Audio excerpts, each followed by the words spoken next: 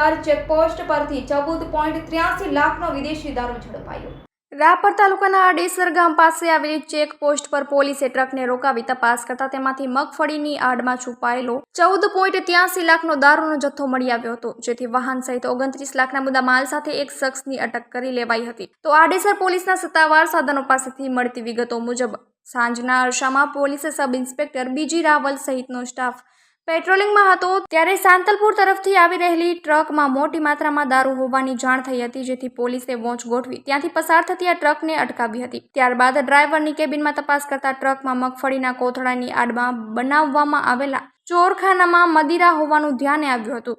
તો ટ્રકના પાછળના ભાગે લોખંડનું પતરું તોડી અંદર રાખેલી અલગ અલગ બ્રાન્ડની દારૂની 3900 બોટલ તથા બિયરના 2064 ટીન મળી કુલ્લે ₹14,83,380 નો જથ્થો હસ્તગત કરવામાં આવ્યો હતો, તેમજ રોકડ મોબાઈલ વાહન મળી 29,96,430 નો મુદ્દામાલ કબજે કરી લેવામાં આવ્યો હતો। ત્યારબાદ ચાલક દેવુ ઉર્ફે દેવીલાલ પ્રભુરામ ઢાકા બિશ્નોઈ, ઉંમર વર્ષ 28, રહેવાસી વાડા નવા, તાલુકો બાગોડા, જિલ્લો જાલોર, રાજસ્થાનની અટક કરી લેવામાં આવી હતી।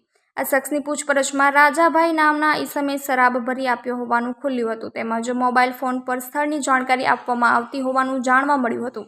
આ અંગે પોલીસે ગુનો નોંધી વધુ તપાસ હાથ ધરી છે।